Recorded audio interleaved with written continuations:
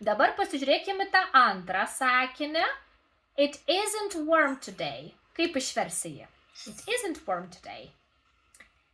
Warm yra šiltas.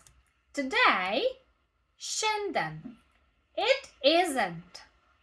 Reiškia, nėra šilta šiandien.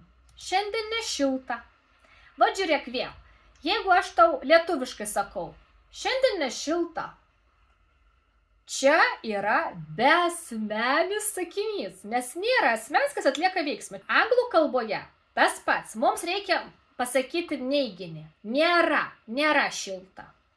Tai mes žinome, kad neiginį padarome su not. Dėl to gaunasi vietoj it is, sakome it isn't. Subject, verb. Na ir not, nes neiginys. Ir po to visa papildoma informacija. Supranti, kaip čia padaromas sakinys? Dėl to ir vadinamas, va čia žiūrėk, tu perskaitai man. Grammatical subject.